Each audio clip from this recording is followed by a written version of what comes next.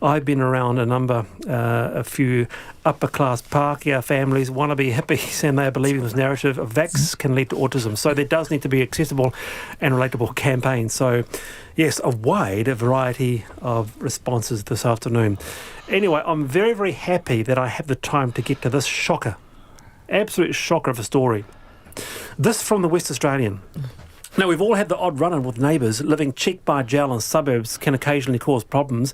But in Australia, a woman has gone next level by going to the Supreme Court in order to stop her neighbours cooking barbecues in the backyard because she's a vegan. She's also complaining about other things such as their children making noise when they're outdoors playing with their basketballs. Scylla Carden from Perth not had any success through the Supreme Court. And get her neighbours to bow to her wishes. So, Peter Dunn, here you've got, she's a health-conscious massage therapist, and she's saying that she can't enjoy her backyard anymore because people are barbecuing next door. What are your thoughts? Well, I'm not surprised at her views, maybe given her occupation, but we'll leave that to one side. Hey. Aside from that, yes. Come on. But look, frankly, unless her neighbours are barbecuing 24/7, I think this is really way over the top. If the barbecues are oppressive in terms of the amount of smoke and odour they generate, which I think is probably unlikely, may be a case. But this just seems to me to be someone who's a bit obsessed, going a bit crazy. Is it not intrusive? Here you are living a very health-conscious lifestyle, Julia. You've got your garden, she's watering her garden there. All of a sudden, you've got the vibration of the basketball, and then you've got your classic ockers having their Fosters and barbecuing up a storm. Some of these barbecues, they can smoke you out. Well, I'm trying really hard to trigger the compassion in my heart here, but I think that there's a danger. I'll trigger this and try and think. So vegans are vegans; they need to think what they're up to. So the fact that she's challenging veganism, I was rolling my eyes at people can have a barbecue, but actually, she just sounds like a bit annoying because I was thinking, what if you don't have a chance to move? But clearly, she's got money because she's taking it to the Supreme Court, so she's just this entitled little vegan sausage, I just don't have compassion about that, and she's making the struggles real for people who are vegan. Not myself, very much love meat, chicken someone nuggets. Who brews up a good curry, a good strong curry? No problems there. Going to object to that, or smoking fish, or where do you draw the line? I'll draw myself up at the table, but Well, what would you do? Now let's be serious for a minute here, Julia. What would you do if someone really smoked up a fire just across the fence of a barbecue, and here you were trying to eat your salad and your and your cassava crisps and your little patés and stuff like that, and you've got this really full-on smell of steak. So I believe in relationships and whether or not you like your neighbours or not, they're your neighbours for however long. So I think use your words, go over and talk if it's a tucky for you. But actually, how often is this happening, and how much can you tolerate? Because that's part of living in a community. It's also part of being in a whānau. You don't like everything, but you make compromise, and I would compromise. If it's all day, every day, then a problem. True. And that was really the sort of the secret of the message of the article, wasn't it, Peter Dunn? That don't go to the Supreme Court, just knock on the door. Yeah, it's much easier and cheaper. Yeah, use your money, go buy another house. Very, very good indeed. You've been a wonderful panel, Peter Dunn and Julia Whaipuhi, taking you through a Wednesday afternoon. Thank you very much for being with us. Checkpoint next. I'm Alice Chapman. See you tomorrow, 3:45 sharp.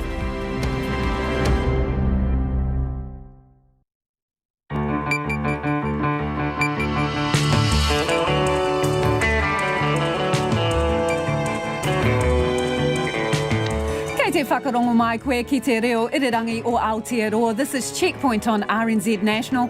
I'm Lisa Owen. Tonight we have the latest on a fatal bus crash near Rotorua. Injured passengers have been airlifted to hospital. The police are about to hold a press conference. The Canterbury couple that took Southern Response to court and won. They'd like an apology and an inquiry too. The Dodds speak exclusively to Checkpoint. The government unveils its reno job on KiwiBuild. It's adding a shared equity scheme, but the 10-year target is a total demo job. Auckland doctors are running out of vaccine as thousands of people scramble to get their measles jabs, and a big Brexit blow for Boris.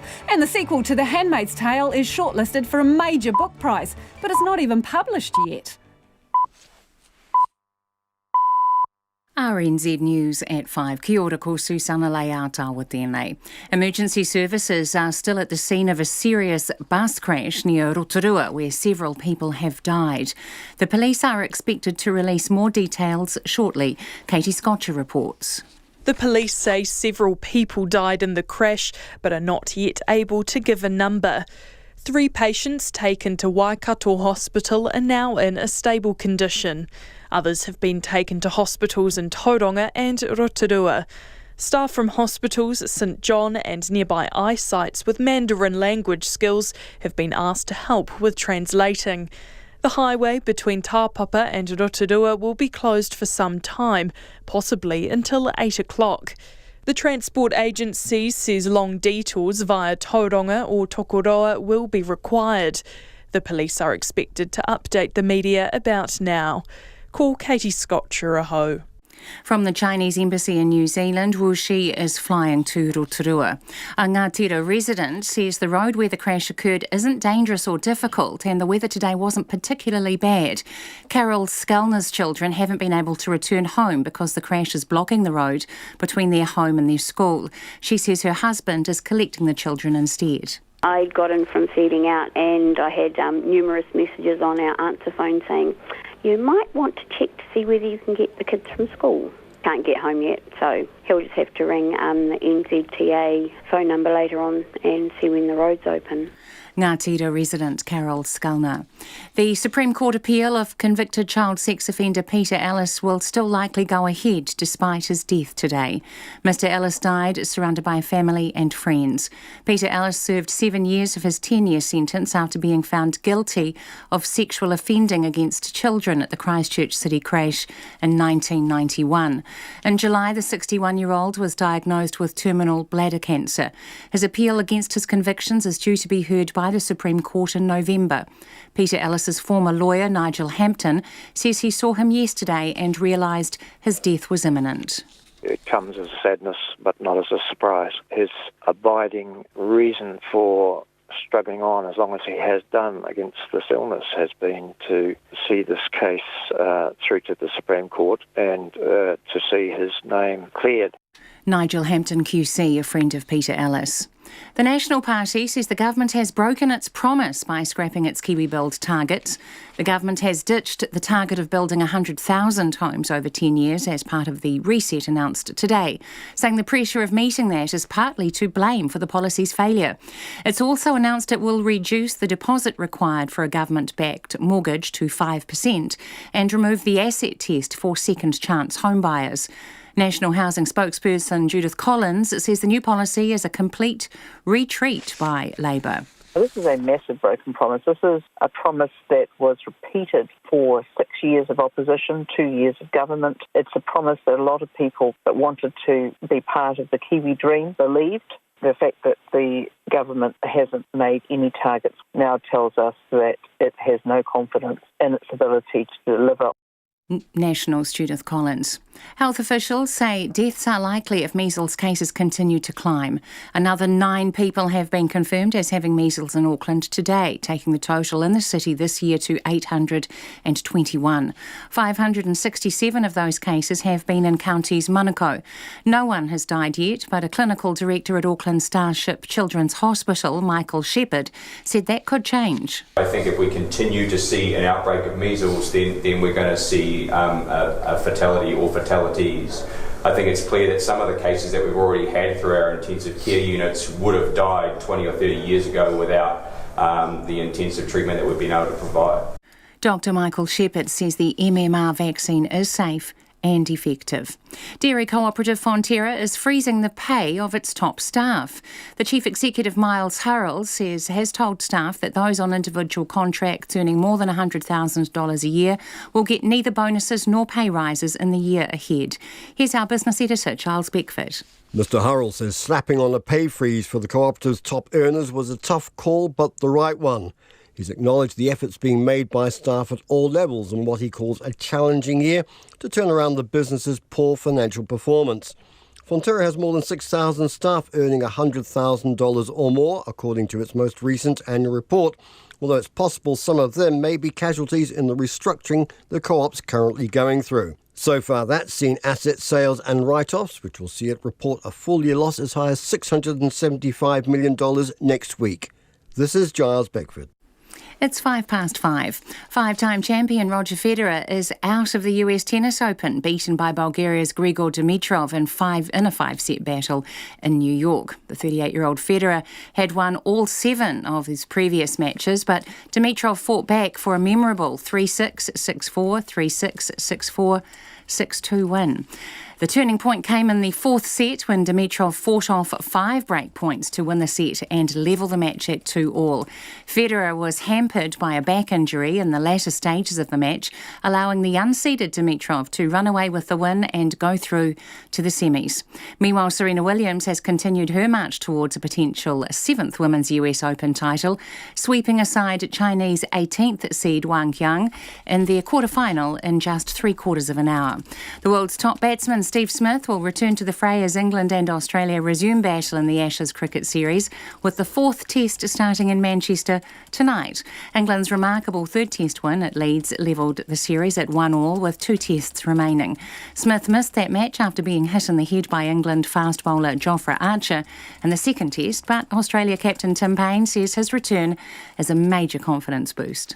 Everyone in the world is looking forward to watching Steve Smith bat. We always do. You know, Steve's missed 1 test match. He hasn't been out for 12 months. He came back from a 12-month layoff pretty well, so I expect he'll handle 6 days without batting pretty well. Australia can retain the Ashes with a victory at Old Trafford, while a win for England would set up a decider at the Oval next week. That's the news. Boris loses his majority to force us to beg for yet another pointless delay. Health under the microscope. We will always need a strong hospital system. People will get ill and we will want to be able to treat them. But the more we can stop people needing hospitals, the better the health system will be. Wiping cannabis convictions. Young people in particular can have their lives blighted by cannabis convictions. Back to the Future. Morning reports weekdays from 6 on air and online. Then on 9 to noon, businesses are being warned of financial penalties and more if migrant worker exploitation in their supply chains is not addressed. And after 10, Welsh intensivist Dr. Matt Morgan on bringing critical patients back from the brink of death.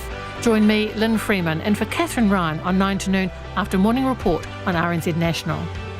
Now the short forecast from Met Service to midnight tomorrow. Northland to Taranaki, including Taumaranui and Coromandel Peninsula. Scattered showers turning to rain with some heavy and possibly thundery falls tonight. Gale southwesterlies from later tomorrow. Bay of Plenty and Taupo, scattered showers, some possibly heavy and thundery. Gisborne, periods of rain easing later tomorrow. Whanganui and Taihape to Wellington, also Hawke's Bay and Wairarapa. Isolated showers turning to rain tomorrow with possible thunderstorms about inland Whanganui and Manawatu. Nelson and Marlborough, rain, briefly heavy. Canterbury and Otago, occasional rain, easing to isolated showers in Otago tomorrow morning. Bulla and Westland, scattered rain, clearing Westland for a time tomorrow. Fiordland and Southland, cloudy periods. A few showers developing in Southland in the morning. Chatham Island, cloudy periods, rain developing in the morning and nor'easterlies rising to gale from tomorrow afternoon. RNZ National, it's 5:08. Thanks, Susanna. This is Checkpoint and I'm Lisa Owen. As we go to air this evening, there have been multiple fatalities in a serious bus crash near Rotorua. Officials from the Chinese embassy are en route to that crash. Injured people have been lifted to nearby hospitals. We are standing by in the area for a press conference from the police and will bring you up to date with the latest as it comes to hand. But tonight we begin with Fess Up or Face Up Southern Response. That's the challenge from a Christchurch couple after Southern Response was last month found guilty of misleading and deceptive behaviour when it shortchanged Carl and Alison Dodds close to $250,000 after their quake-damaged house was written off. In 2012, Southern Response gave the Dodds what's known as a detailed repair rebuild analysis, or a DRA, basically a quote for rebuilding their Huntsbury home, but it was an edited version of the cost of a rebuild. It kept secret from the Dodds the real estimate that was hundreds of thousands of dollars more. Oblivious to the second DRA, the Dodds settled on the lesser figure, leaving them massively out of pocket. Last month, the High Court ordered the state-owned insurer to pay up. Now the Dodds are begging Southern Response not to appeal the decision. I went to Christchurch to ask Carl and Alison how they would describe Southern Response's behaviour. One word, Lisa, nefarious. They set about clearly with a preordained, premeditated intention to hide costs and misrepresent and mislead us, and this they succeeded in doing. We're just ordinary New Zealanders who have worked all our lives to put together and make a lovely home for our retirement, and that has been taken from us, and we feel aggrieved, betrayed, and deeply saddened by the fact that a government company whose clear brief from the Honourable Jerry Brownlee was to act in a very fair and transparent and open manner has, for whatever reason, made the decision to do the opposite. And for that, we will never forgive them. When it comes to their statement of intent, if you look on Southern Response website, they say they will act with integrity. We will demonstrate honesty, transparency and fairness. Well, they haven't done any of those, I'm sorry. None at all as far as we're concerned. The website also states their Official Information Act policy, which is to release information from both them and from Arrow International, and we believe that they have done their best to not release information as well, which has just compounded the pit that they've got themselves into. Southern Response basically lowballed you. They showed you a DRA with a set amount on it, but there was a secret DRA that they kept from you, which was for a higher amount, right? When did you suspect that you had been duped?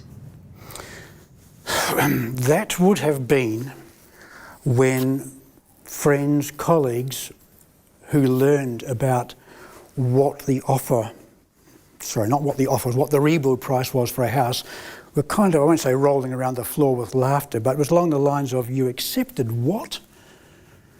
And that was a trigger. So other people recognised that the figure was really low? Absolutely. Which is what got you thinking? Yes, and we naively, because we put absolute trust in this government agency and trust in their bedfellows, Arrow International, whom we thought was an international company of repute, we just assumed that this was all going to be above board.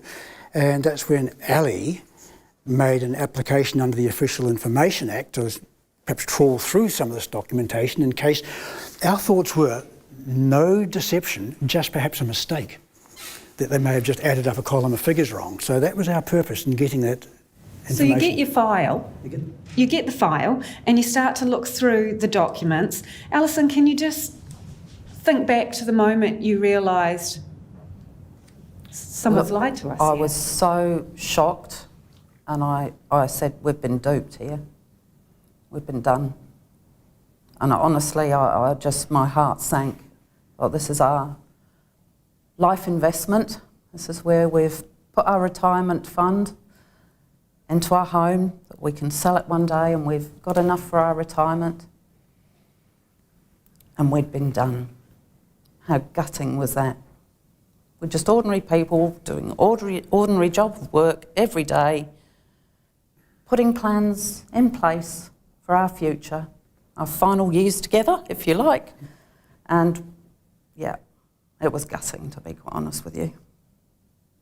Sorry. It's been, well, some tough years for you, hasn't it, Alison? Honestly, yeah. Oh, it has been tough.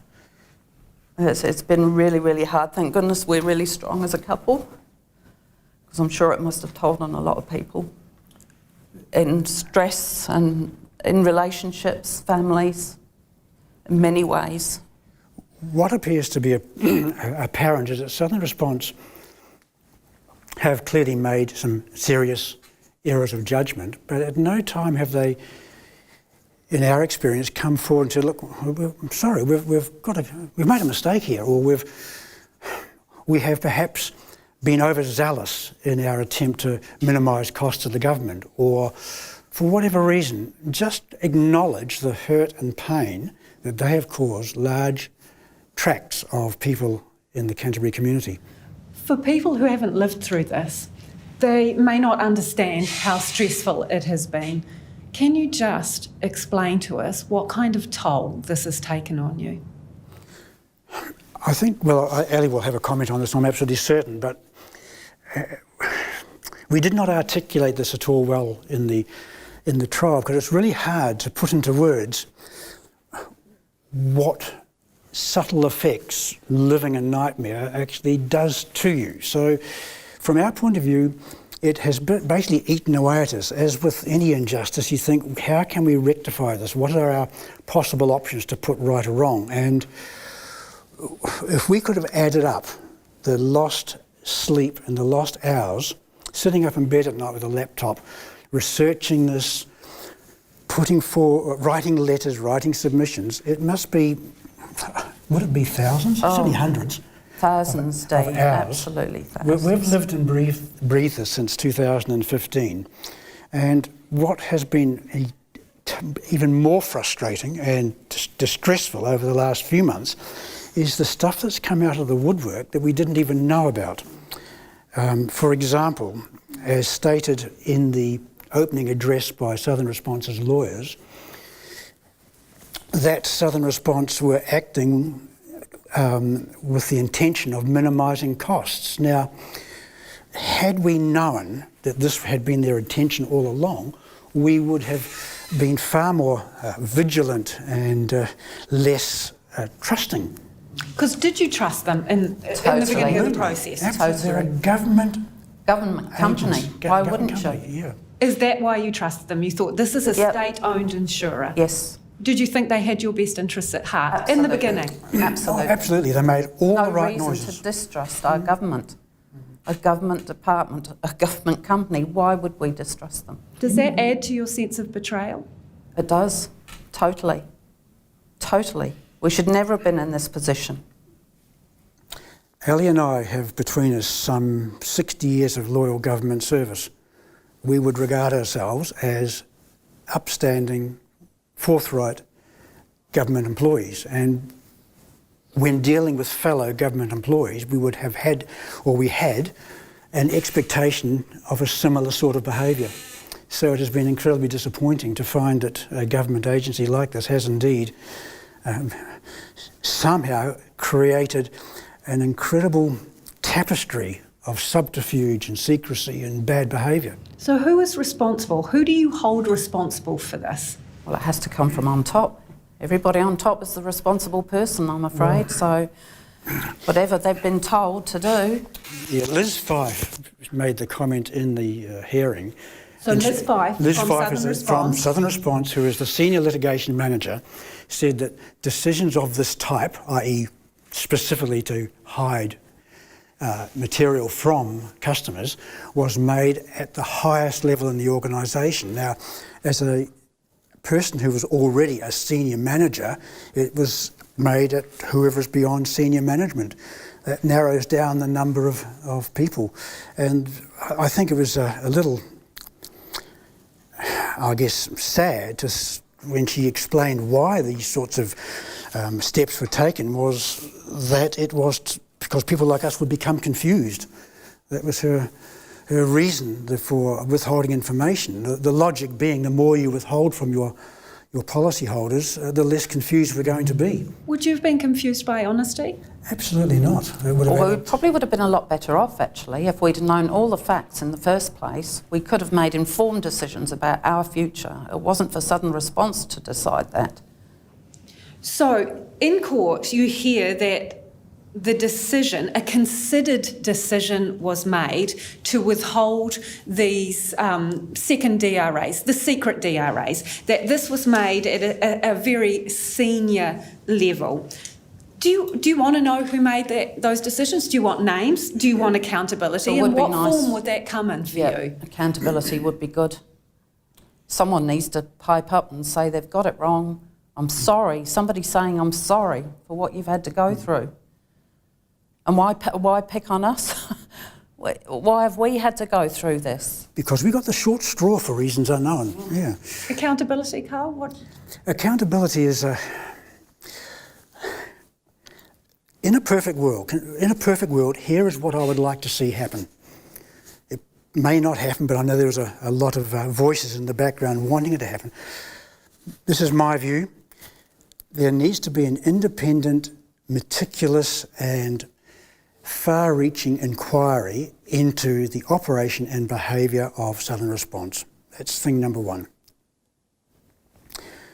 Thing number two, and separate to thing number one, is I believe there needs to be a detailed and meticulous investigation into why and how a Crown company with Treasury observers present and monitoring that company failed to pick up that the company was acting badly, that the company had gone rogue.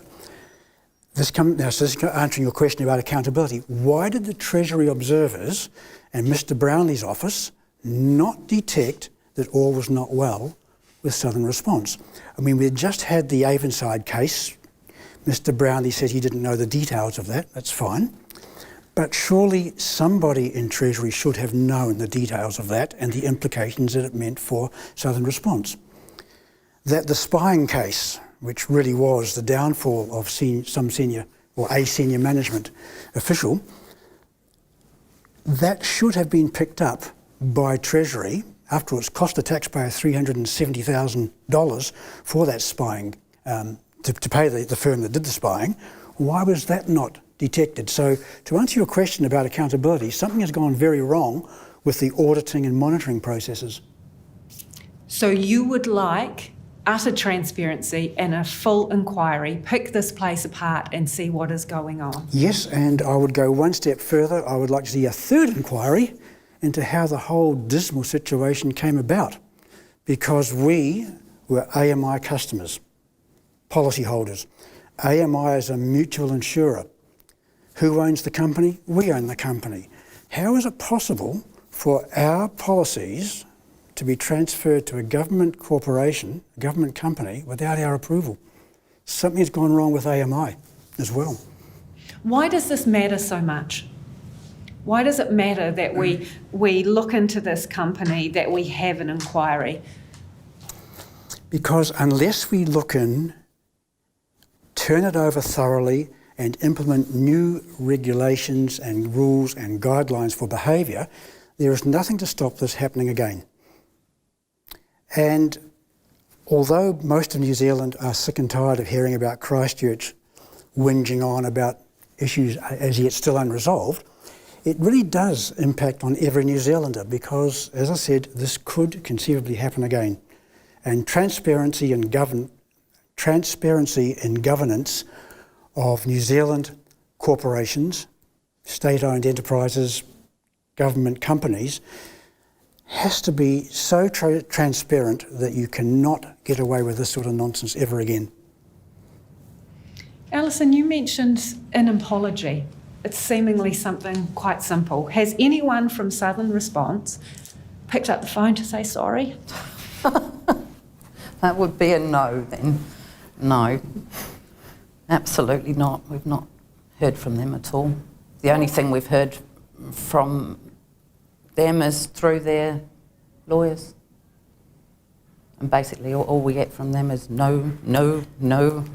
Why is it important to you that someone do apologise? Look, this whole experience for me has been so out of my comfort zone, so alien to me.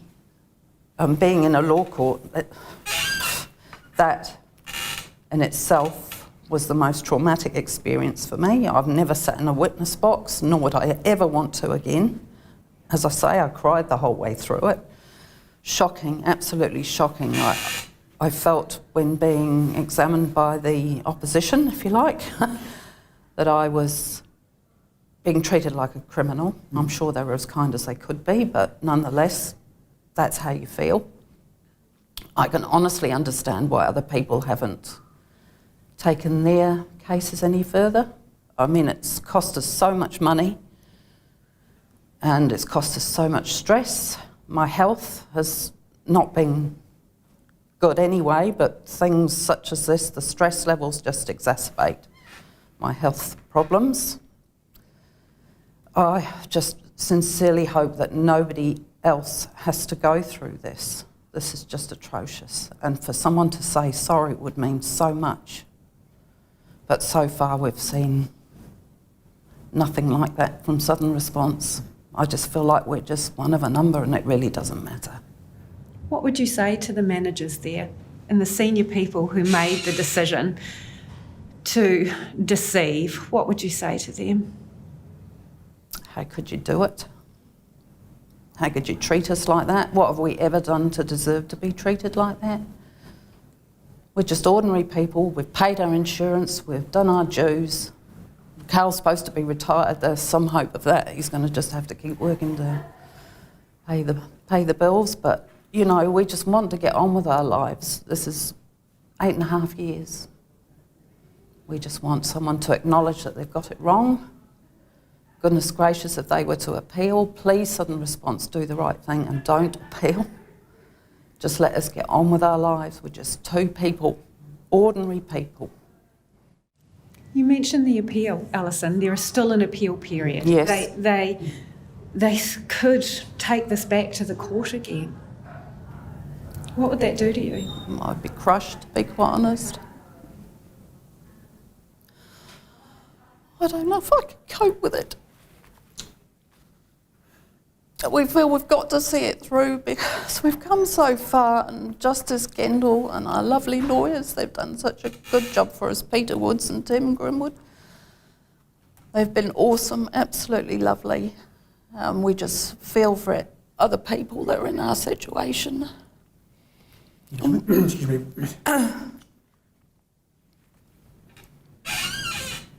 Sorry. Promised I wouldn't cry, I'm so sorry. Don't be sorry. You've got nothing to be sorry for. We just really want all this to be put to bed and to carry on with our lives. We just want to go back to our little home and... Yeah. We have to see it through, clearly. Carl's really strong. He's been really good.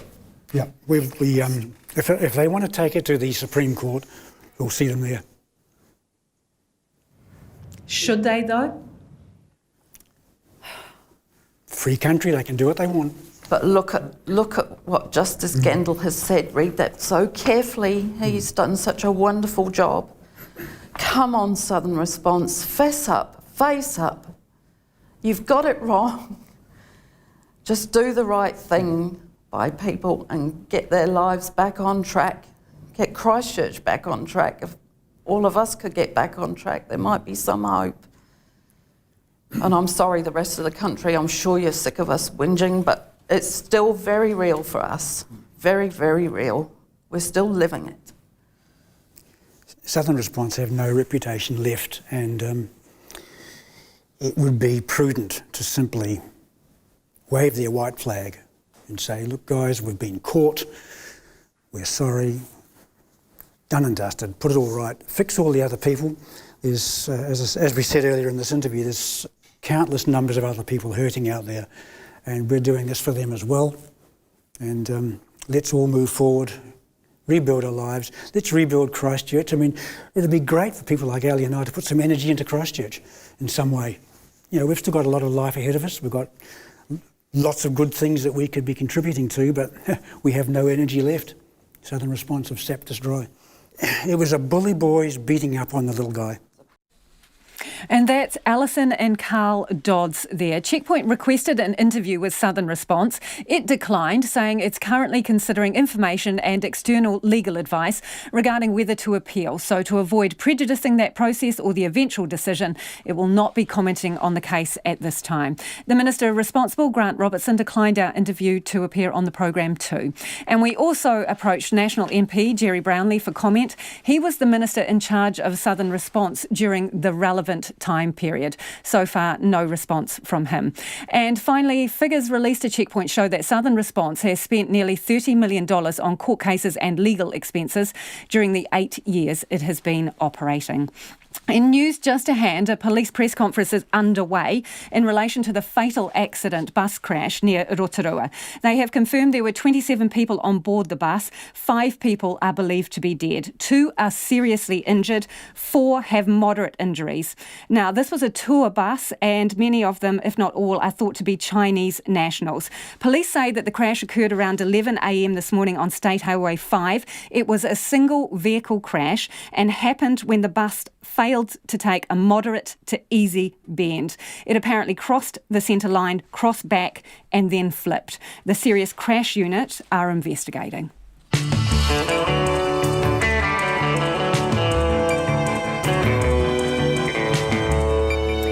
Coming up on Checkpoint on RNZ National, we will have more details on that fatal bus crash near Rotorua.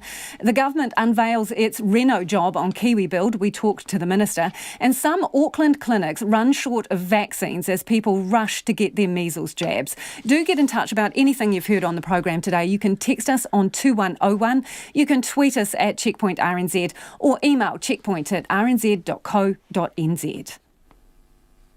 Here's Susanna with the headlines.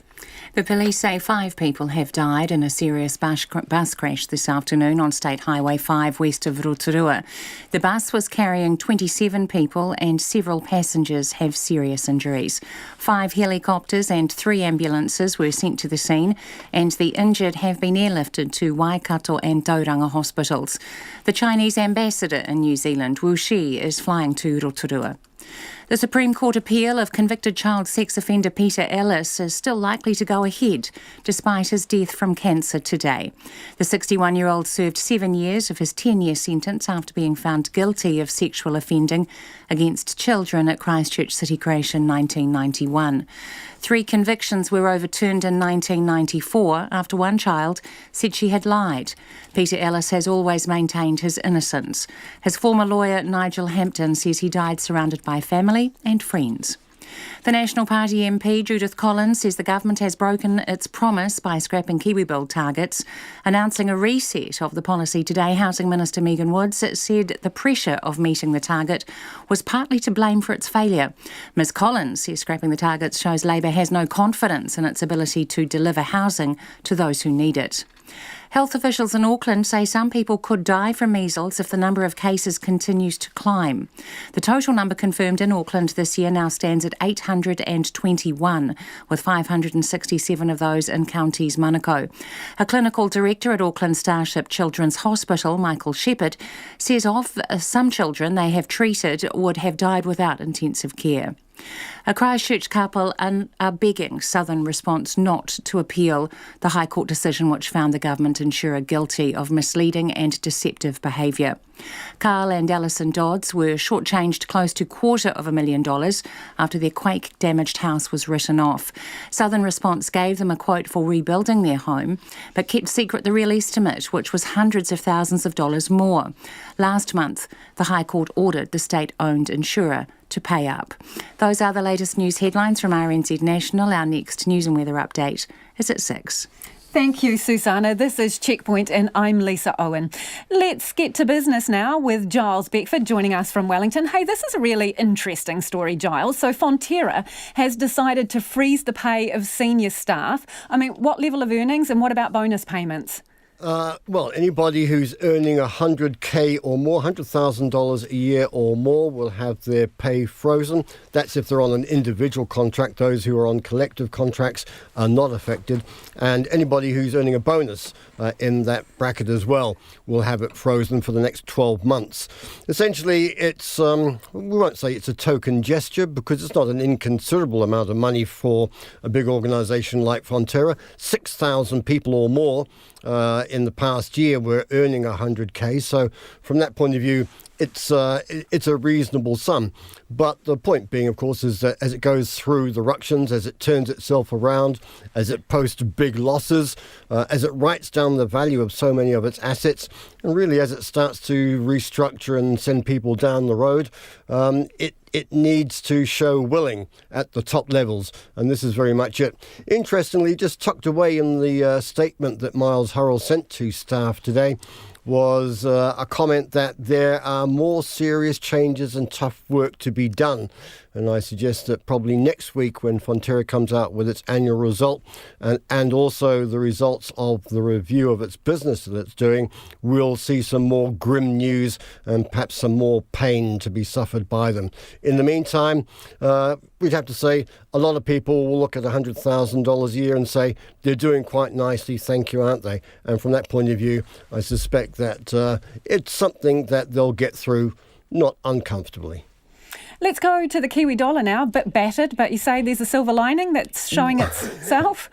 Exactly. I mean, everybody worries about, the markets and numbers falling up and down. The fact is that in the past month, the New Zealand dollar's fallen about 5%. And of course, that makes imports more expensive. So we can expect to be ending up paying more for some of the Christmas presents that we're buying. But the reverse of that is that it means our exports are cheaper. We get more foreign dollars for the exports that we sell. So that's meant ANZ does a monthly look at the main commodity exports that we have, and they found that indeed the returns in the past month were boosted by 4% because of a softer New Zealand dollar. Compare that with a fractional increase in the actual prices that we got for those exports. So there's the silver lining. And at times as the ones that we're going through at the moment with lots of uncertainty and everybody saying we're going to hell in a handbasket, the fact that our trading position is still looking reasonably healthy and we're still getting reasonable market returns, if not prices, then we're earning a bit more because of a weaker dollar. You have to say that's a plus for the economy. So speaking of that dollar, what was the money go round like on the market today? It was a real money go around, of course. Brexit was one of the main influences. That sent the pound down the drain, and then there was a bit of a rebound. So at the moment, we can say that the Kiwi is trading 63.3 US cents, 93.5 Australian. Some growth numbers out of Australia. The Australian economy grew at the slowest pace in 10 years. In the 3 months or in the year ended June. It's perhaps not quite so lucky country that they keep talking about. And on Brexit, 52.3. Looking at shares, we surged through 11,000 level on the top 50 index, up 54 points, about 0.5%. That's a record high. We've had 4 consecutive closes where we've had solid gains, and you have to say the share market's benefiting from people wondering, where do I put my money? It's a psychological number. We're bound to get a correction at some stage. But for all you people with KiwiSaver accounts, just be thankful that the share market's gained 25% so far this year. Thanks, Giles. That's our business editor, Giles Beckford. KiwiBuild's last remaining and overarching target has been axed, with the government admitting the pressure of trying to meet the goal drove it to make bad decisions. The flagship policy had promised to build 100,000 homes over a decade. That's now dead in the water. Instead, the government will report monthly on its progress. The Housing Minister, Megan Woods, has unveiled a suite of changes designed to get the policy back on track. Here's our Deputy Political Editor, Craig McCulloch. As far as promises go, this was a whopper, a core plank of the KiwiBuild policy since Labour's David Shearer first announced it in 2012. We will put 100,000 Kiwi families into their first home. Let's build 100,000 homes. We will build 100,000 houses. We will be building 100,000. 100,000 affordable starter homes. Today, that promise broken, an admission of failure from the new Housing Minister, Megan Woods. KiwiBuild hasn't worked like we wanted, and today we are changing it. And that 100,000 house target is the first to change. No targets, no more. Ms Wood says the goal was too ambitious. It became all-consuming and drove bad decisions. It became about chasing the target rather than thinking carefully about what was the right house in the right place. It all became about quantity. It meant hundreds of houses were built in places like Wanaka, Te Kaupata and Canterbury, where there was little to no interest from first home buyers. Nearly 460 will now be flogged on the open market, with the proceeds to be recycled into developments elsewhere. It is ridiculous for us to keep that capital tied up in these properties. It is time for us to release that capital and put it into schemes that have worked. The policy has been rejigged with some restrictions loosened, but the biggest change is a $400 million fund set aside from the KiwiBuild budget specifically for what's called progressive home ownership. Exactly what that will look like is not yet clear, whether it's a rent-to-buy scheme run by the government or more support for community housing providers. Megan Wood says it'll be up and running next year. The commitment forms part of the Greens' confidence and supply agreement with Labour, co-leader Marama Davidson, at today's announcement. And this is a political highlight for me. We are going to put home ownership back within the realm of lower income people. Support for first home buyers has also been beefed up. Government-backed mortgages will now require only a 5% deposit, as will the $10,000 Home Start grant. And people will be able to group together to buy a home. The opposition unimpressed and underwhelmed. This is a massive broken promise. Nationals' Judith Collins says the reset's more of a retreat and shows the government has given up on the policy. It's got no targets, no promise. They've got rid of affordability. They've got rid of the big numbers. They've admitted defeat on it. They might as well just take the name off too because it's now very, very tainted. And Leslie Harris from the First Home Buyers Club was also hoping for more. There's a few attempts here. We'd like to see what happens when we get to see a bit more detail, but I'm personally not seeing anything that I think is going to be a game changer from what I've actually seen today. Labour went into last election promising big numbers it knows it now can't deliver. And with next year's vote creeping ever closer, its big hope is that the public judges it not on that promise, but on today's one. As ready as we can, as quickly as we can. Ultimately, voters will decide whether that's enough. I think they're all words at the moment. I think it was a good dream. A good government's a government that can change its mind. Don't set a target that you can't achieve. I want to be Prime Minister, but chances of that happening is just as great as that KiwiBuild. From Parliament for Checkpoint, Craig McCulloch. Let's return now to the story of the fatal bus crash near Rotorua. Police have confirmed that 5 Chinese nationals have died in that crash. 27 people were on board the bus when it crashed just before 11 o'clock this morning on State Highway 5. The police have just held a media conference in Rotorua and our reporter Andrew McRae was there. Good evening, Andrew. What appears to have happened here? Good evening, Lisa. Well, the police are saying that the bus was travelling on State Highway 5, about 20 k's from Rotorua. It came to a moderate to easy bend, according to the police. The driver then had to correct, and what happened after that was that the bus then flipped on its side. Now, the police say that the road's not normally a problem area for crashes, but today the weather was so wet, there were high winds, and interestingly, I think the key to it, the road was very slippery. It's quite a hilly part of the road, and anyone who knows State Highway 5, it's where the road starts to descend down into Rotorua. So what do we know also about the injuries and those people who have been killed? Well, of the 27, as you said, 5 have died. Now, 2 were seriously injured. 4 received moderate injuries, and the remainder were either very minor injuries, and they were able to walk away from the scene. Now, of those that were flown to hospital, 2 were sent to Waikato Hospital, 1 in a serious condition and 1 moderate, and another person was flown in a serious condition to Tauranga Hospital. Now, the others who survived were then dealt with by St John Ambulance in a triage centre near the scene of the crash. Do we know, was this a holiday group? Well, we don't know exactly. They were Chinese nationals. It was a tour bus. So we could probably assume that they were on a sightseeing tour of the North Island. So what's going to happen now? Well, the road will be closed for at least another 4 or 5 hours, right into the evening. As the police said, the operation is a recovery operation of the deceased that were killed in the crash. Once that has been completed, the bus will then be lifted from the scene by a heavy-duty crane and then be taken from the site. And the police say none of this will happen until they are 100% sure that their investigation has got all the information they need from the scene.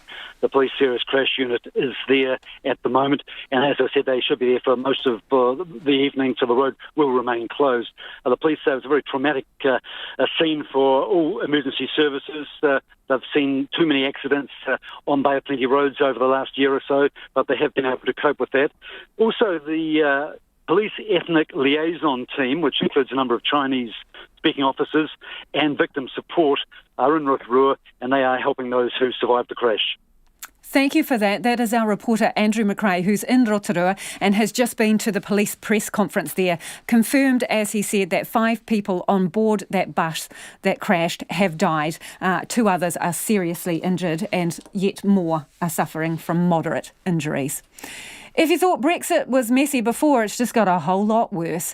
Britain is now on the brink of a snap election after Prime Minister Boris Johnson suffered a heavy defeat in Parliament. 21 Conservative MPs rebelled to support a cross-party motion which is expected to see legislation introduced tomorrow to try and block a no-deal Brexit on October the 31st. An angry Mr Johnson says he will seek to trigger an early election. The BBC's Jessica Parker reports on the night of political drama in London. The ayes to the right, 328. The noes to the left, 301.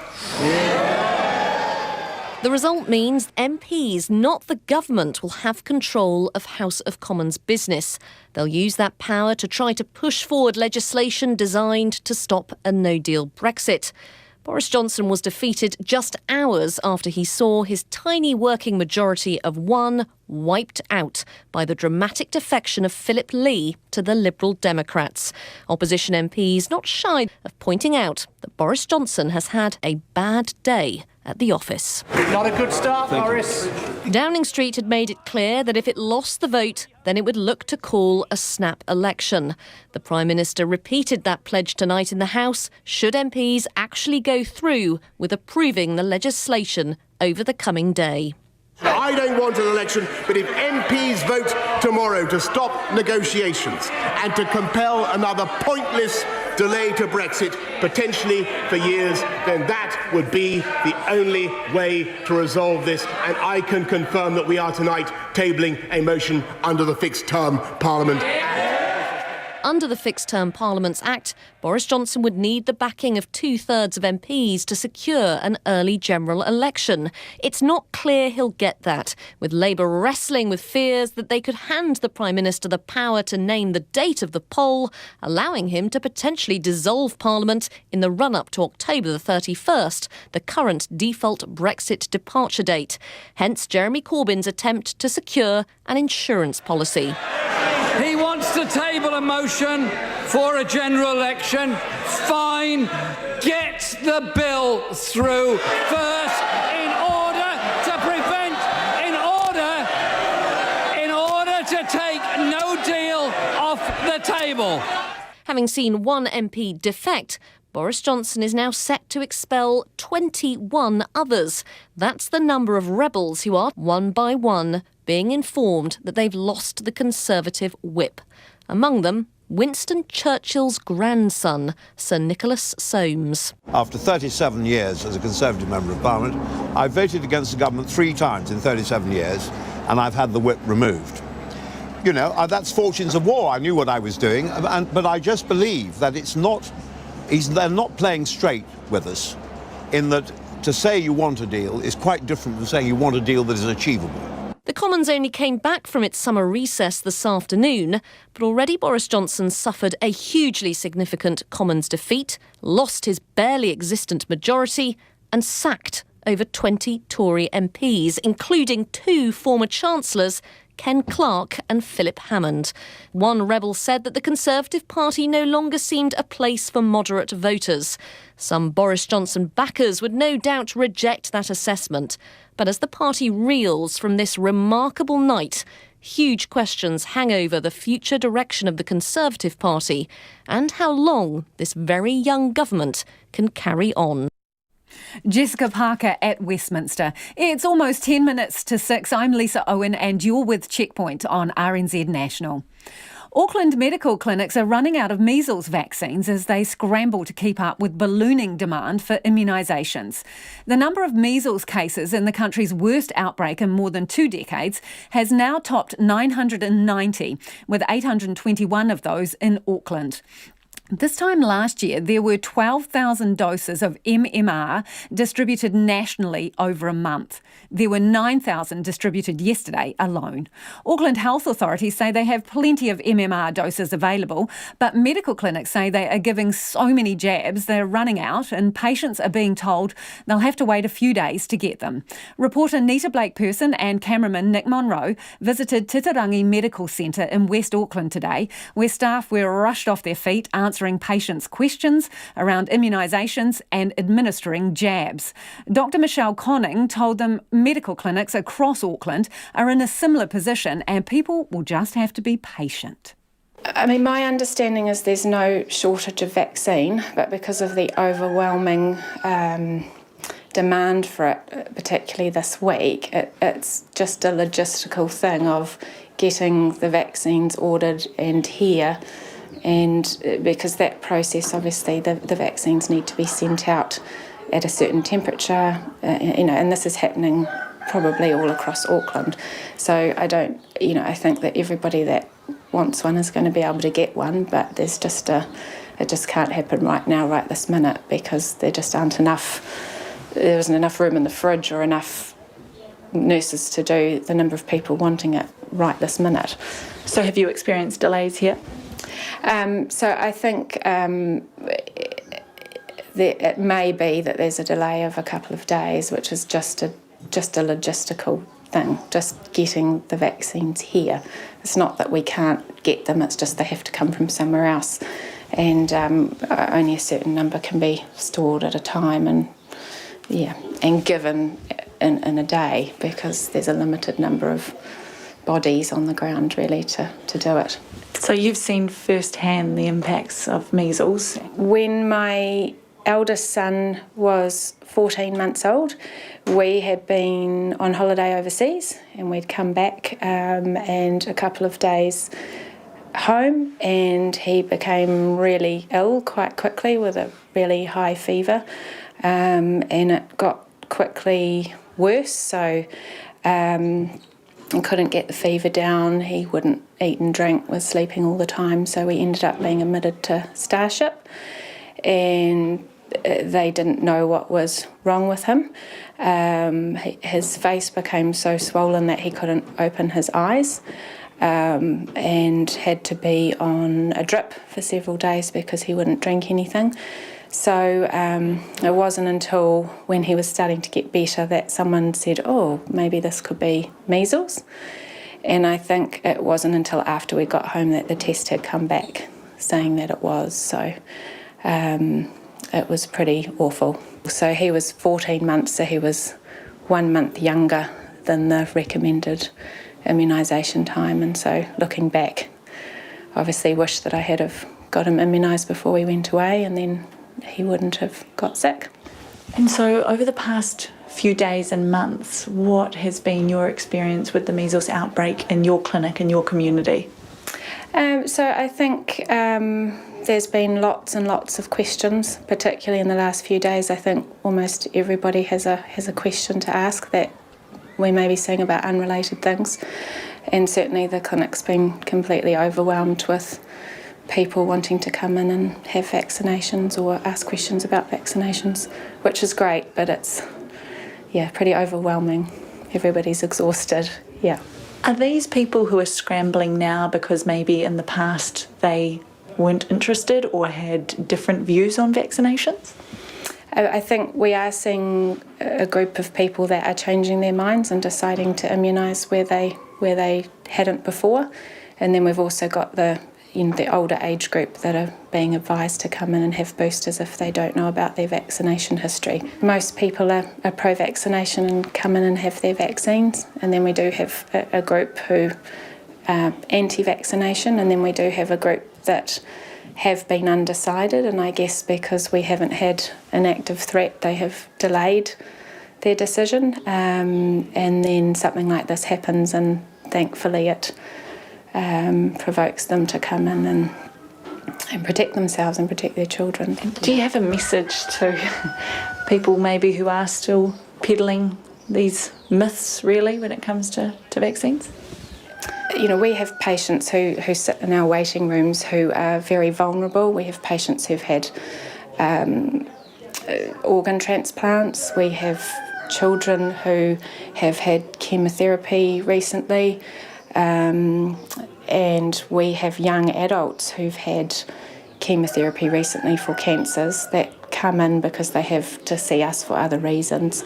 And they're actually scared sitting in our waiting room waiting for something to happen. And, you know, I hear the message out there is that the herd immunity is not a good enough reason to vaccinate children. But I guess what I would say is that if I was a parent of a child that couldn't be vaccinated, I would be absolutely terrified at the moment. And I think that people who don't believe in immunisation, if they had a child in that position, they would most likely feel differently, because these kids and young people are basically hiding away, scared to go to school or university, because we just don't know who might be infectious. And that was Dr. Michelle Conning speaking to our reporter Nita Blake-Person, and that interview will go up on our Facebook page and online if you want to watch it back. Large parts of the Bahamas are in ruins, and officials are preparing for an unfolding humanitarian crisis in the wake of Hurricane Dorian. The two islands of Great Abaco and the Grand Bahama have been the hardest hit. Aerial video footage shows huge areas of flooding and a landscape littered with pulverised buildings, along with upturned cars, boats and shipping containers. The death toll has risen to 7, but the Prime Minister says he expects that to rise significantly. Dorian has now weakened into a Category 2 storm as it moves towards the Florida coast. The BBC's David Common has this report. The destruction and flooding in the Bahamas is massive and catastrophic. We are facing a tragedy of historic proportions for the Bahamas. Entire buildings have been washed away, others submerged after Dorian spent more than a full day stalled over the island, pummeling it with some of the most intense winds ever recorded in an Atlantic hurricane. And we came across our neighbor's house. They told us that they passed away. Sharon Roll is among thousands worried that friends or family may now be dead. The home isn't there anymore, so we don't know. Vast areas of the low-lying island are now underwater, lakes replacing neighborhoods. After a 7-meter-high storm surge wave barreled ashore, combining with 76 sudden centimeters of rain. Sam Teicher is in Freeport. My heart breaking knowing what's happening to people around the island and Abaco as well. Hearing stories of people can't find their family members. I mean, jet skis are being deployed to try and rescue people. Now that Dorian is once again slowly on the move, Florida's coastline is next to be hit with waves, wind and rain, though the storm's powerful center will remain out in the ocean, helping Florida avoid the same kind of catastrophe. As those waves pounded the shore, Dennis Harkin watched the beach erode near Jupiter, Florida. I feel bad for the people in the Bahamas. They got crushed with a storm like we've never seen before. Across coastal Florida, some trees have fallen, small boats sunk, and looting has been reported. But the current path of the storm means Florida is likely not going to face a massive disaster. The danger, though, not over either, as more wind and some rain will move up the coastline. Rick Scott is a senator from Florida. Even if it stays off the coast, 4 to 7 feet of storm surge. I mean, that is deadly. And that's why many stayed off the road today, hunkered down at home, schools and businesses closed. More than 1 million people under mandatory evacuation orders. That includes coastal communities through Georgia and the Carolinas, which will be the next to feel Dorian as soon as tomorrow.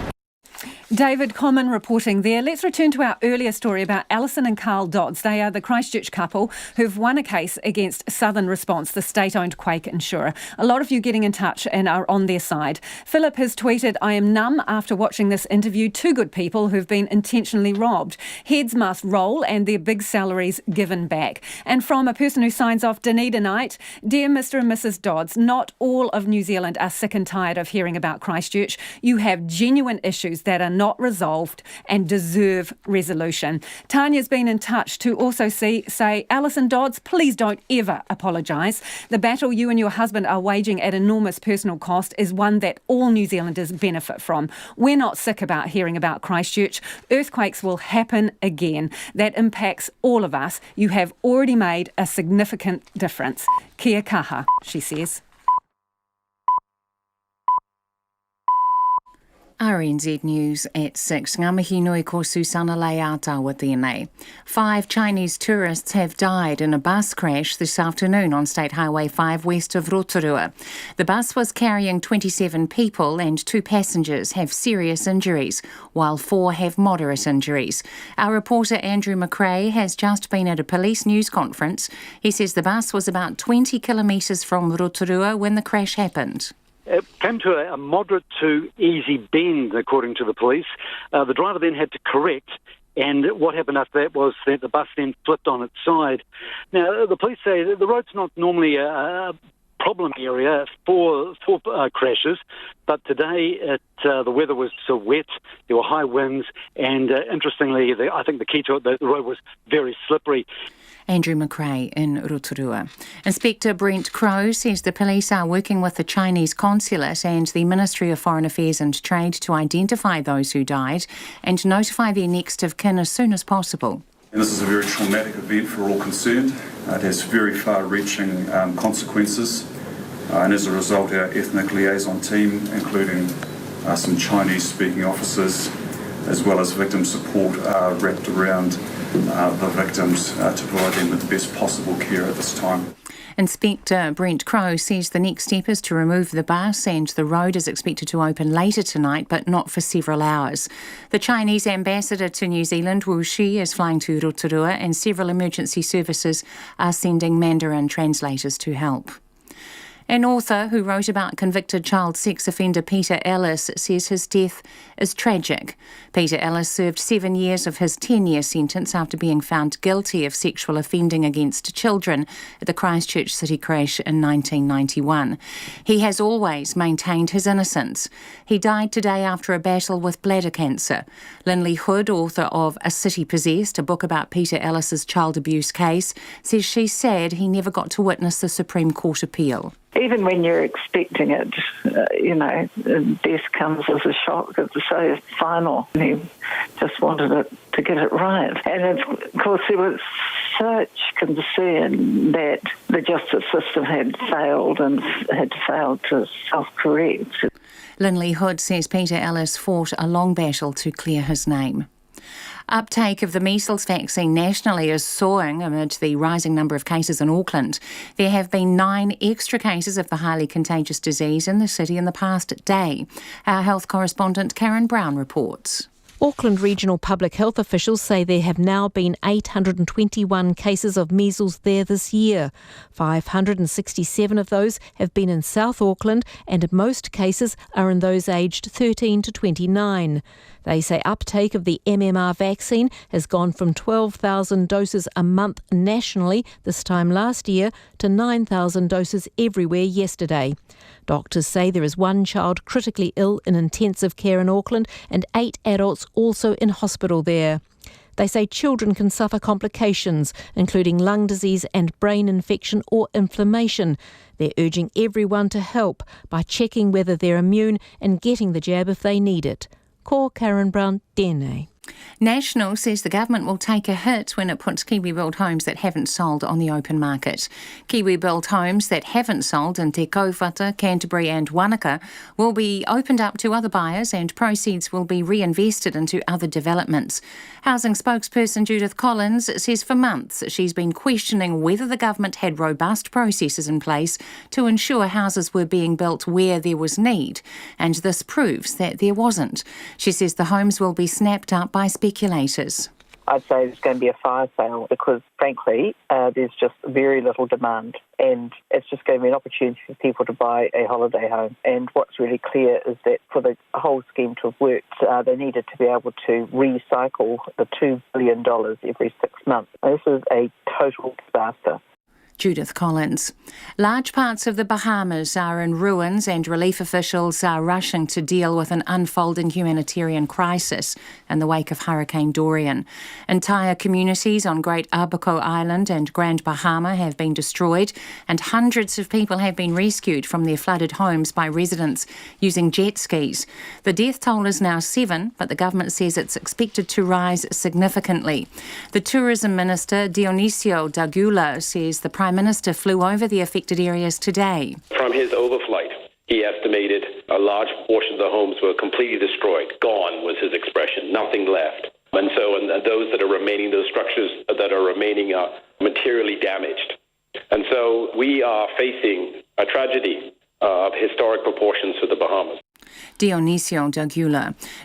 Dorian has now weakened into a Category 2 storm as it moves towards the Florida coast. It's coming up to 6:05. The unseeded Grigor Dimitrov is through to the US Tennis Open semi-final after a shock 5-set win over 5-time champion Roger Federer. Coming into the US Open, the 78th ranked Dimitrov, dubbed baby-fed because of the similarities between his game and Federer's, did not look much of a threat, having never beaten Federer in any of their previous 8 encounters. The turning point came in the 4th set when Dimitrov fought off 5 break points to win the set and level at 2-all, eventually going on to win 3-6, 6-4, 3-6, 6-4, 6-2. Federer says he's disappointed at not being able to add to his 20 Grand Slam titles. Disappointed it's over because I did feel like I was actually playing really well after a couple of rocky starts, and it's just a missed opportunity to some extent, that you're in the lead, you can get through, you have a 2 days off after, it was looking good, but got to take the losses, they're part of the game, and I'll get back up. Meanwhile, Serena Williams has continued her march towards a potential 7th Women's US Open title, sweeping aside Chinese 18th seed Wang Yang in their quarterfinal in just 3/4 of an hour. Warriors coach Stephen Kearney will spend the National Rugby League off-season revamping the Warriors' playing style, but won't devote a minute to worrying about the security of his own job. With a game remaining in Canberra on Saturday, a blunt Kearney concedes they didn't warrant a finals berth. A closing loss would leave the Warriors languishing in 14th, their equal worst finish since 2004. That's the news. Tonight on Nights, we are launching a new trivia quiz to help you get over the midweek hump with help from Ngā Taonga Sound and Vision. And we come full circle in the odyssey of a recycling bag. Tonight, we will empty the contents of my latest roadside pickup in the studio. And with the help of waste manager Emily Taylor-Hall, work out how much of it will actually have a second life. Then we'll do some vacuuming. Off air, of course, with me, Brian Crump, after the news at 7 on RNZ National. Now the short forecast from Met Service to midnight tomorrow. Northland to Taranaki, including Taumaranui and Coromandel Peninsula. Scattered showers turning to rain with some heavy and possibly thundery falls tonight. Gale southwesterlies from later tomorrow. Bay of Plenty and Taupo, scattered showers, some possibly heavy and thundery. Gisborne, periods of rain easing later tomorrow. Whanganui and Taihape to Wellington, also Hawke's Bay and Wairarapa. Isolated showers turning to rain tomorrow with possible thunderstorms about inland Whanganui Whanganui and Manawatu. Nelson and Marlborough, rain briefly heavy. Canterbury and Otago, occasional rain easing to isolated showers in Otago tomorrow morning. Bulla and Westland, scattered rain, clearing Westland for a time tomorrow. Fiordland and Southland, cloudy periods, a few showers developing in Southland in the morning.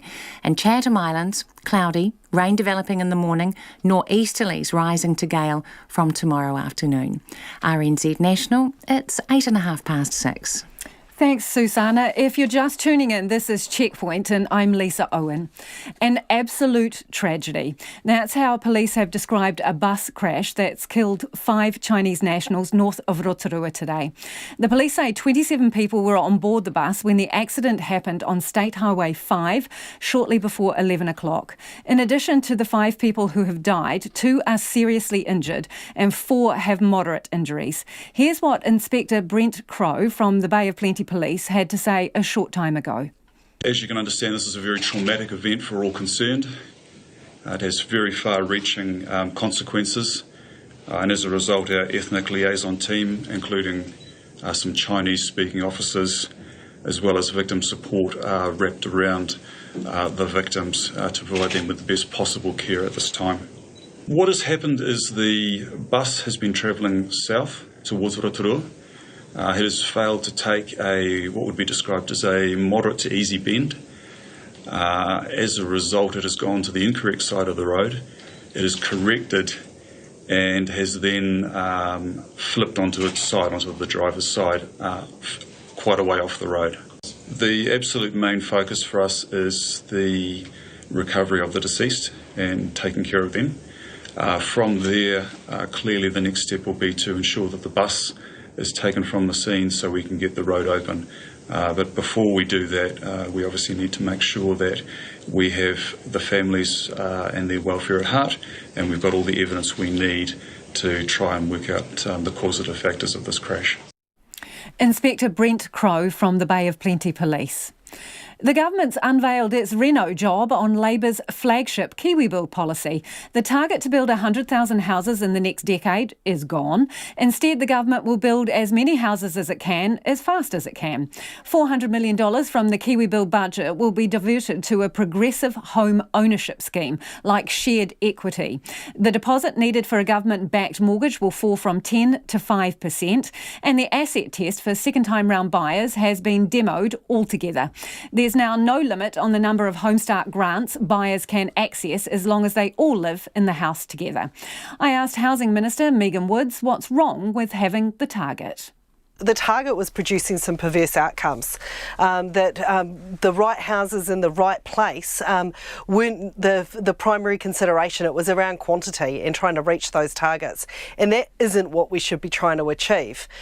So what the emphasis needs to be on of making sure that we are building houses in places that are well suited to KiwiBuild buyers or first home buyers, and that there is demand for them. And we've seen in some of the recent developments like Monarch and Wellington, the Monarch Apartments in Wellington and Northcote in Auckland, that actually demand has far exceeded supply. So who's responsible for those perverse outcomes? Who made the decisions to build them in areas where there was no demand? Well, that's where the early development agreements were, and it very much was about how we're going... But someone signed them or rubber-stamped them, though, didn't they, Minister? So who's that on? Oh, well, I mean, that was both at an officials level and at a political level. But look, we make no bones about this, that today is about clearing the decks, that we didn't make all the right decisions. KiwiBuild hasn't operated in the way that we needed it to in order fulfilling what we want to do about increasing opportunities for home ownership for New Zealanders. So we're having the courage to call time on that and say that actually we have to change some things at this point. OK, so you have said that the targets were over-ambitious. Yes? Mm-hmm. They were, and more seriously, they were producing perverse outcomes. So does that mean that it was the policy that was flawed and not anything that Phil Twyford did? Well, I think one of the things that that we need to keep sight of, that the policy intent that sits there, which is about getting more New Zealanders into homes and increasing home ownership opportunities for New Zealand, remains absolutely there. But yes, the targets were a serious and are a serious impediment to doing what we need to do, and that is about making sure that we're getting the right houses in the right place for first home buyers. OK, so at the moment you're stuck with a number of houses that are in the wrong place. place, and you're going to put them on the open market. How many are we talking about here? So we're talking about, there's 211, sorry, I'm just shuffling through my papers here. There's so I can get this absolutely right. 211 houses in Wanaka, 175 in Te Kaupata, and 75 in Canterbury. So they're the ones that we'll be putting onto the open market. They're not well suited to first home buyers, but we do know that there is demand for these properties when you open them up to all buyers. Are you going to have to take a haircut on those houses? Look, we haven't taken a haircut on any KiwiBuild houses to date, and the advice that I have from are they? No, but the advice I've had from officials, of course, this is a conversation that I've had with officials, that we're not expecting to be able to take a haircut. So if we take the example of Wanaka, that is actually a development where over a third, so there's non-KiwiBuild houses there as well as KiwiBuild, and the non-badged KiwiBuild houses have sold. In fact, of the 1,000 houses, well over 300, over a third of them have been sold, and that is a staged development. They're not all built yet. So what we know is there is demand. It's just not, they're just not homes that are well suited to first home buyers. Yeah, so you've missed the mark. They're not affordable Absolutely. housing for Kiwis who want their first home. You are going to put $400 million into a progressive home ownership scheme. Sorry, Lisa, can I just go back there in terms of the affordability still is there. They are still built at the KiwiBuild caps. They're just not in an area where there is a lot of first home buyer demand for those homes. But yes, absolutely, we did miss the mark, and that is why we're saying that we need to recycle that money back into projects where we know there is first home buyer demand, KiwiBuild buyer demand. So you're going to invest $400 million into a progressive home ownership scheme like shared equity, and this is to get more low-income New Zealanders into home ownership. What income level would a household need to sustain that? You must have done some projection work. Look, we've done some very preliminary work, and we've been working with organisations that are currently working in this space, like the Housing Foundation and Habitat for Humanity. But we haven't finalised any of the design options. There's a range of options there, and that's why we've said that this will benefit between 2,500 and 4,000 people, because exactly the question you're asking me we need to finalise that. How can you be sure about those numbers, though, Minister, if you don't have modelling? How can you be sure that it would enable even those people to get into it? Because what I'm saying is that those numbers will depend on where we sit within the income levels, and their final design decisions that have to be made. And what I've said is I will be making those final decisions and taking that piece of work back to Cabinet before the end of the year, and we'll have the scheme up and running next year. So what do you consider to be low income? Because your press release says this is about getting low income families into houses. So what's your benchmark for low income? Well, it's usually below the median income. So what we know is that Habitat for Humanity, for example, have a scheme where actually they work with families who are on 60% of the median income in terms of getting them into homes. But one of the problems, I mean, these are great schemes, but they're very small scale. We're talking hundreds of people. What we're talking about with this fund is actually about the quantum shift of actually getting thousands of New Zealanders into home ownership through the use of a fund like this. So that's really one of the big shifts. Yes, we're making the technical changes that we need to KiwiBuild, which is all about the supply side, but in terms of equipping more Kiwis to have the opportunity for home ownership and giving them a chance at home ownership, that's the really exciting stuff that we're doing today. Nothing you have announced today seems to be aimed at increasing the number of houses built. They're measures that help people get a mortgage or lessen the deposit that they need, but what about actually increasing the supply of houses? Well, what we know is that we have a number of KiwiBuild homes that are coming down the pipeline. That I think one of the things that is really worth noting, that we've been in government for 2 years. It was only at this point in the electoral cycle that the first Labor government started getting people into state houses. So what we know is the large-scale developments, the likes of Unitech, some of the big Crown land opportunities are taking time to come on stream. But what we do know is in that KiwiBuild pipeline that we've got 9,000 odd houses that are coming down the line at this.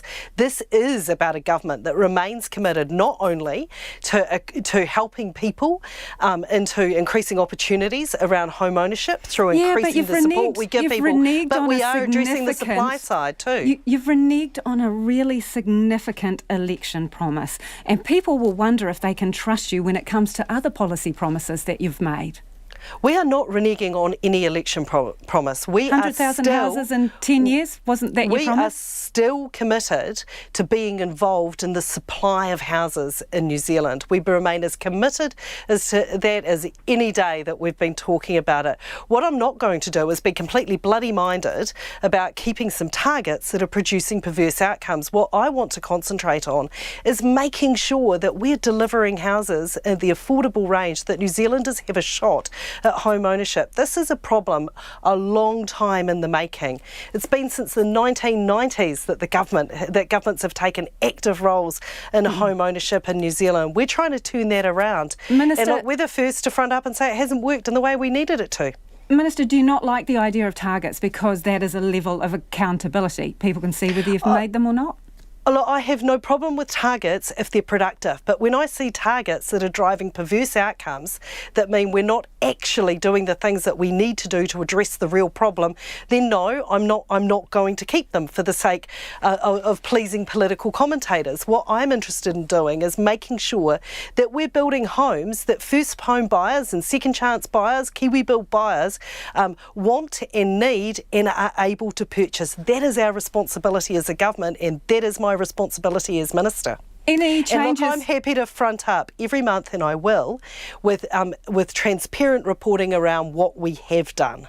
Minister, before you go, how's about a target for when you're going to have this progressive home ownership scheme up and running? Next year. January? February? Next year. But obviously timelines will all be spelt out in the further work that I'll be taking through this year. And that's the Housing Minister, Megan Woods. It is about 6:20 and you're with Checkpoint on RNZ National. New Zealand tourism operators are bracing themselves for a rise in so-called flight shame among travellers worried about their environmental impact. Sustainability is the core focus of both the government and industry's tourism strategies released this year and has been a hot topic at the annual Tourism Summit in Wellington. And with tourists visiting Aotearoa often travelling great distances to get here, tourism leaders say they need to act now to consider how sustainable that is. Our reporter Tess Brunton reports.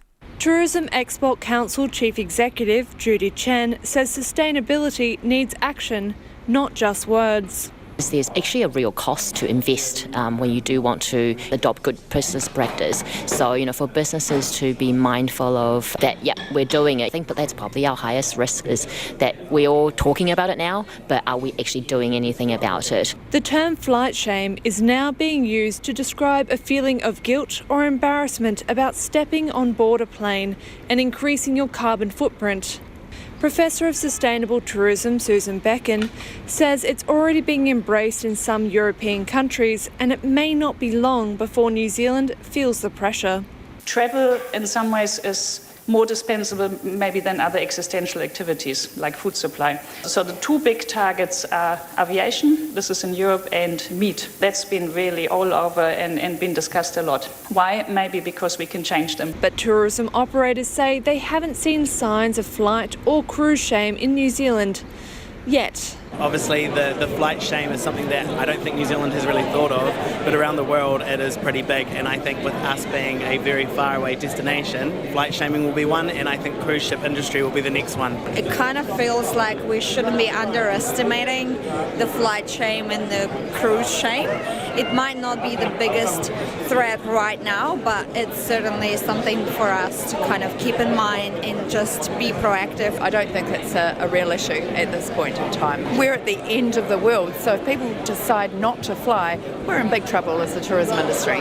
Wellington NZ General Manager David Perks says tourism can't afford to ignore climate change. We're so far from other places, and we have a relatively small population. If tourism is an important thing for New Zealand, we need to think very seriously about climate change, and that means we need to think of solutions to the problem, not just trying to push it away. Professor Susan Becken says the tourism industry may need to look closer to home for visitors, but it won't be without its challenges. Domestic tourism will become even more important and will become an important tool to redistribute wealth from the cities back into the regions. We will have to find smart, low-carbon ways of getting people to places. Tourism will have to be resilient to those climate change impacts. In some cases, that might have to retreat from places that we are currently operating in. She says businesses need to look beyond their bottom line and invest back into their community or the environment. Tourism Minister Kelvin Davis says collaboration will be key to tourism's future. We know that people will be thinking about this. The longer haul flights may make people think twice about coming to New Zealand. So again, that's why we need to make sure that what we do have to offer here in New Zealand is going to mean other people are going to want to come and experience not just our landscapes but our stories, our people. In Wellington for Checkpoint, Cortes Brunton, Tēnei. After a long night celebrating his 60th birthday, Shane Jones flew into Taranaki today to dosh out more putia from the Provincial Growth Fund. This time, among the grateful recipients were a multi-million-dollar gas infrastructure business, a start-up craft beer bottling company and a regional airport with an undersized runway. Our Taranaki Whanganui reporter Robin Martin tagged along. The Regional Development Minister touched down shortly after 9 o'clock and got straight down to business, handing out a paltry $57,000 to the New Plymouth Airport, which is in the midst of a $28 million rebuild. Shane Jones explained to airport hierarchy and local dignitaries that the government had grappled with which airports needed what, and he'd made a boo-boo. I made an error and acquiesced with a call to get the Ministry of Transport officials to distill a report, come up with some recommendations. I would have been better off consulting the lotto saleswoman in Kerikeri. Mr Jones went on to say the New Plymouth Airport faced some difficult challenges. How do you cope with the expanding number of travellers coming to Taranaki when the airstrip is the shortest in Aotearoa? It is likely to suffer in the not too distant future problems that all coastal communities are going to grapple with climate change, and it is precariously close to an urupa. He thought of the $57,000 as a down payment on the $500,000 feasibility study required for a runway realignment, likely to cost tens of millions of dollars. Airport Chief Executive Wayne Wooten had already done the sums. So basically, if one of the options is to actually look at a realignment, if we do realign, we can actually go to 1,800 metres plus Reeses. How much would a new runway cost? Oh, we're looking at, I've done a rough estimate, potentially in the sort of 55 to 60 million mark. Problem solved, nominally at least, and after a break for mince on toast, it was off to the premises of the theoretical brewer, when Patrick Mills had the tricky task of explaining why the New Plymouth company Arcos Filler was getting $300,000 for bottling craft beer.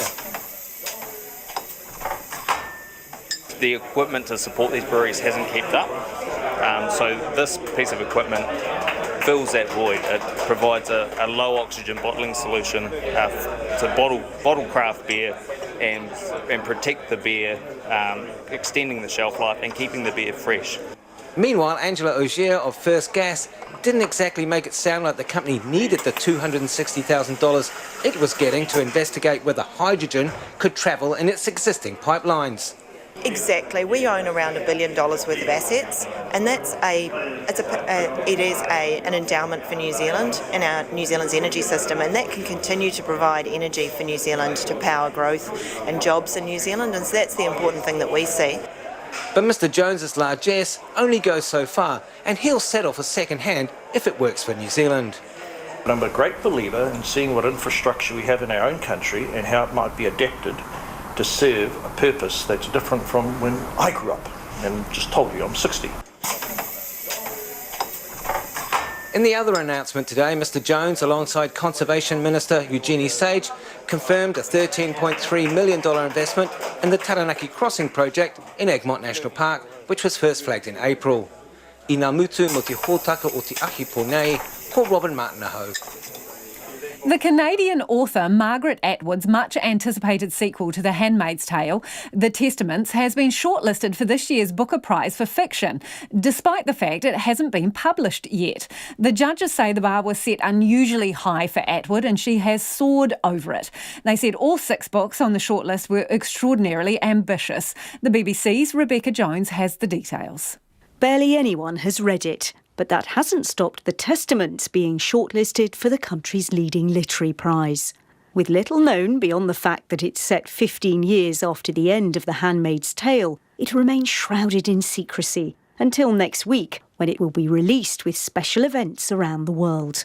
The chair of the judges, Peter Florence, called it a publishing juggernaut. It's like a Harry Potter phenomenon. How fantastic that really super heavyweight literary fiction can pull that kind of attention. Copies were couriered around the world to the Booker's 5 judges, including the writer Afua Hirsch, who was in Los Angeles. And when it arrived, it was an unbound pile of A4 paper, watermarked with my name on it, which further reinforced the impression that it was extremely important that this wasn't leaked or reproduced. So I kept it in a locked drawer and nobody else has seen it.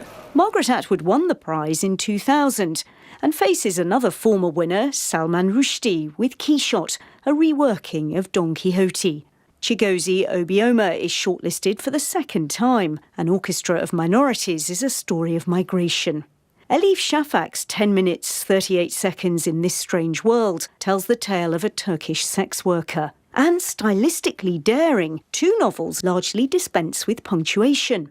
Bernardine Evaristo's Girl, Woman, Other about black British families is told in free verse.